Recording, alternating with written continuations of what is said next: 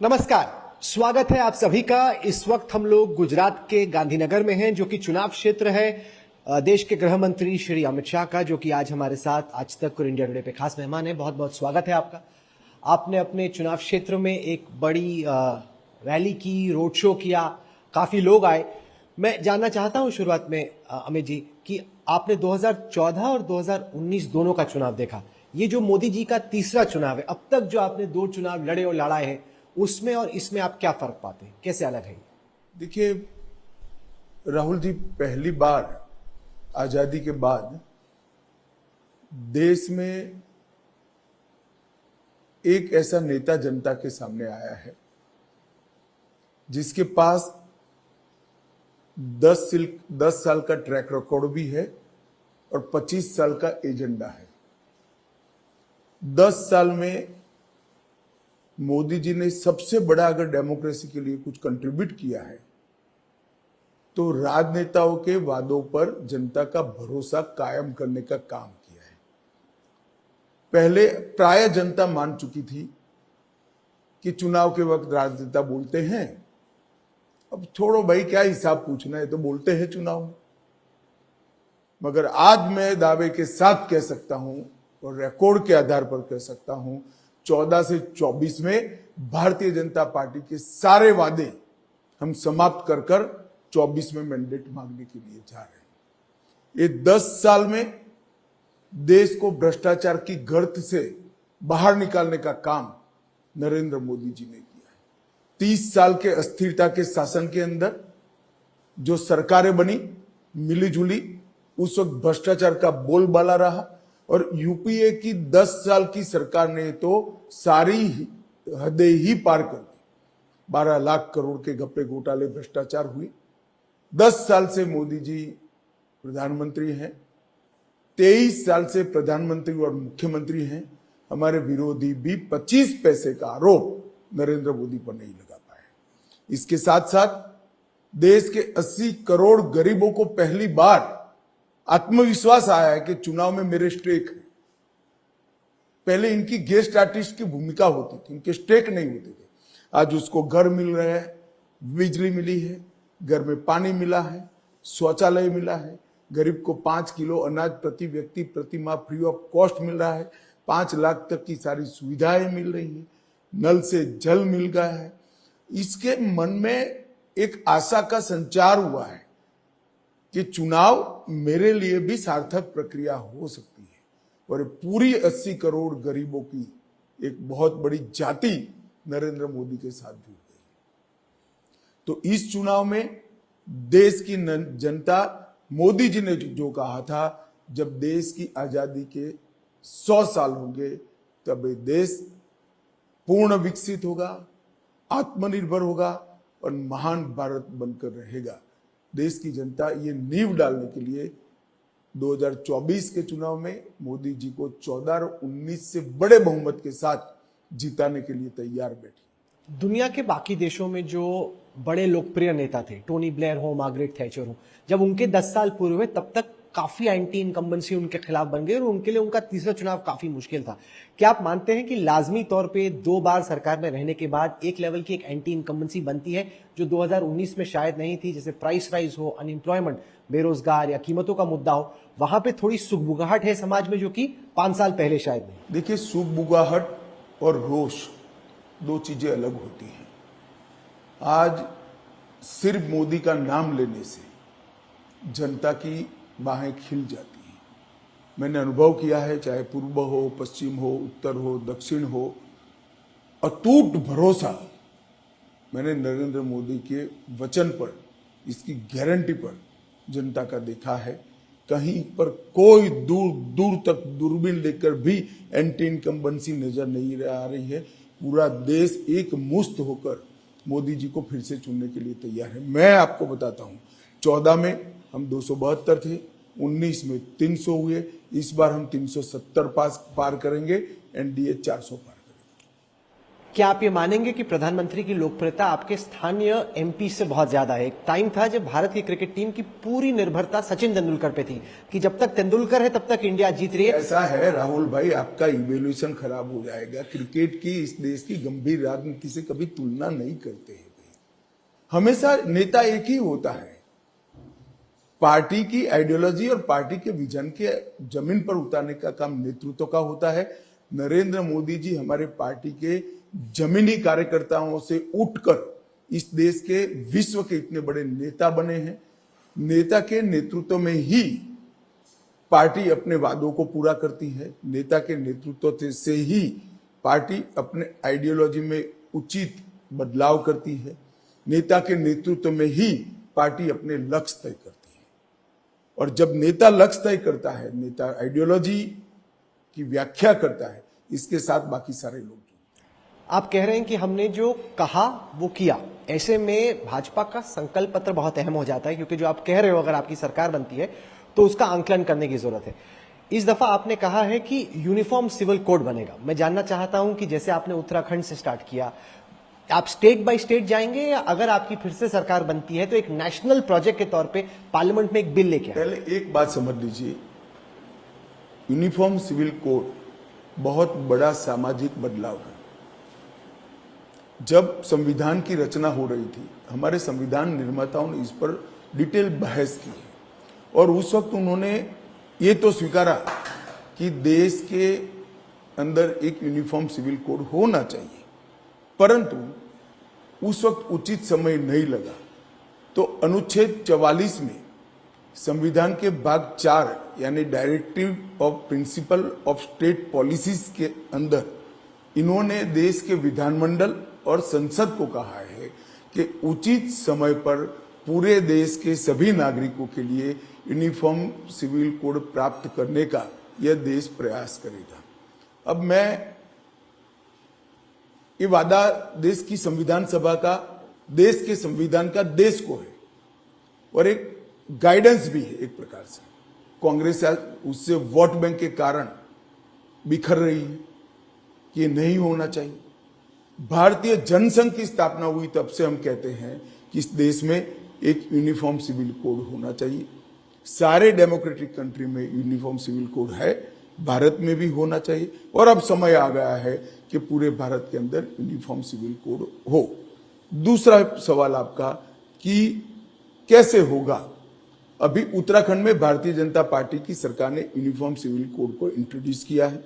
इसकी social, judicial और parliamentary दृष्टि से भी एक स्क्रूटिनी होनी है, इस पर बहस होनी है। हमने हमारे घोषणा पत्र में संकल्प भी रखा है, तो इसके बाद तुरंत बहस चालू होगी, परंतु भारतीय जनता पार्टी फर्मली मानती है रास्ता जो होगा वो होगा।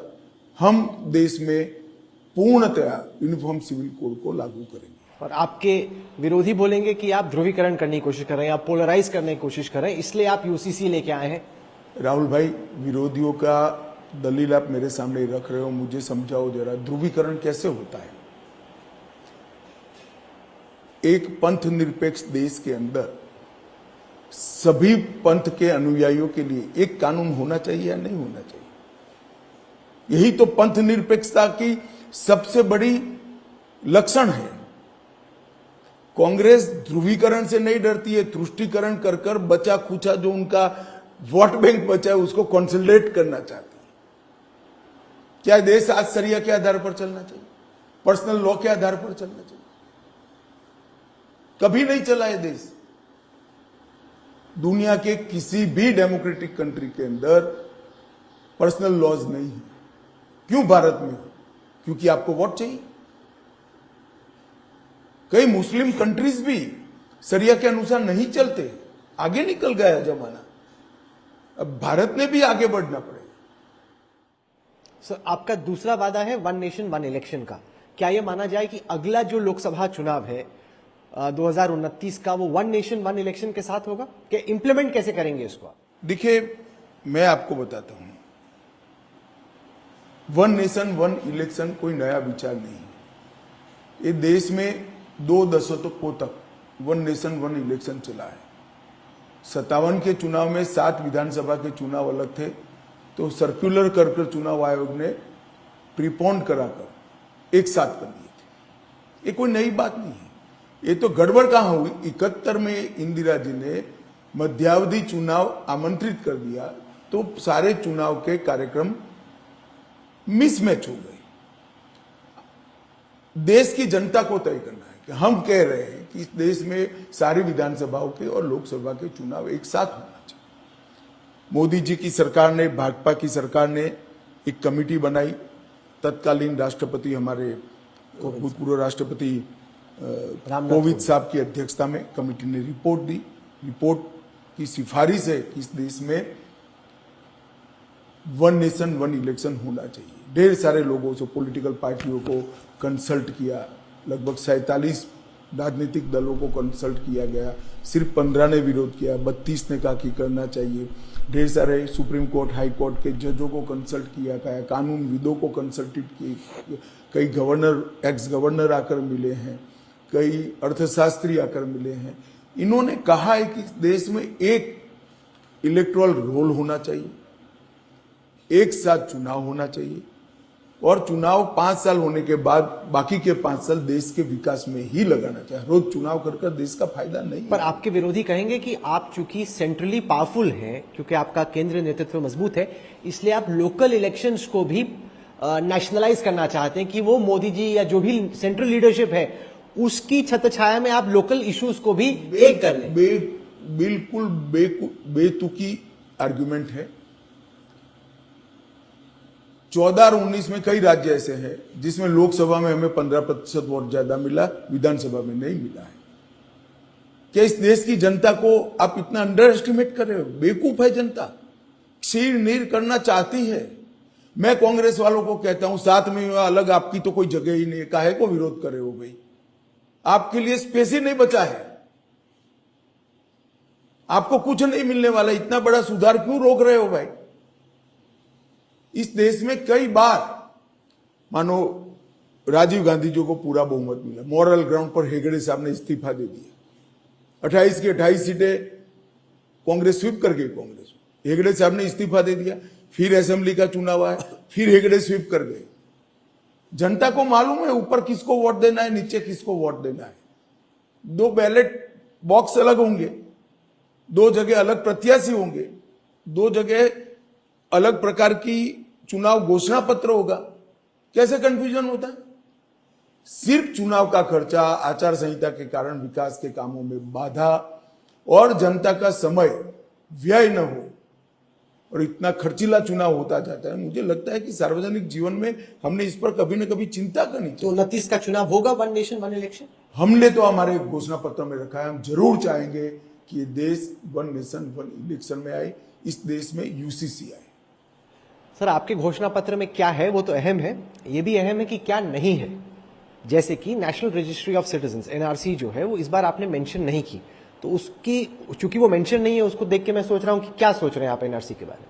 देखिए, अभी हमने सीए लाया है, हमारी फर्स्ट प्रायोरिटी है कि सीए को अच्छे तरीके से देश में इंप्लीमेंट किया जाए और जो करोड़ों शरणार्थी हिंदू, बौद्ध, सिख, क्रिश्चियन पड़ोसी देशों से आए हैं, धार्मिक प्रताड़ना को सहन करते, वो सभी को नागरिकता दी जाए, सम्मान दी जाए, उनको देश में सेटल कर दिया जाए। ये प्रक्रिया बहुत लंबी प्रक्रिया है, ये होगी, उस पर बाद में बहस होगी। अभी एजेंडा नहीं है, 5 साल में एजेंडा हमारे घोषणा पत्र में अभी नहीं।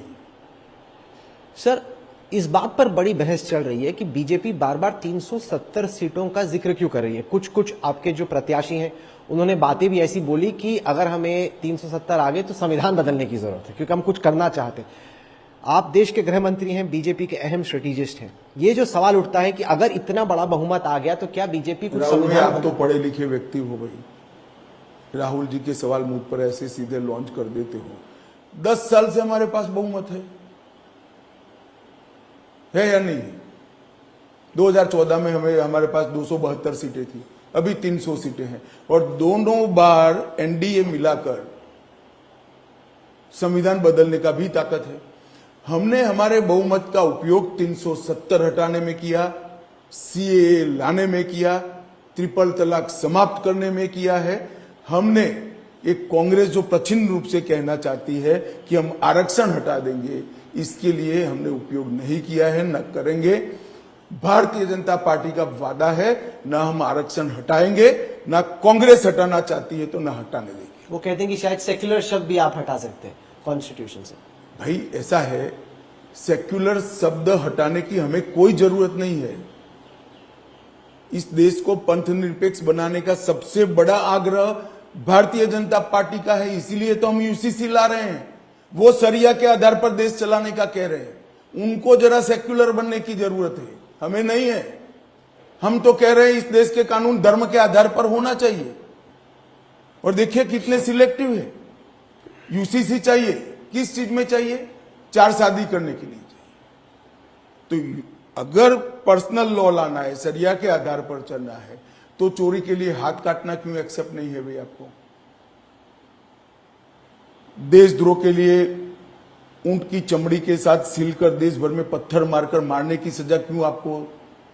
अगर लाना है तो पूरा लाओ, हिम्मत नहीं है इनमें। ये क्या हमें पंथ निरपेक्षता सिखाएंगे? जो पार्टी पर्सनल लॉ की बात करती है, अपने घोषणा पत्र में पर्सनल लॉ को लाने की बात करती है, वो पंथ निरपेक्ष मानी जाएगी क्या?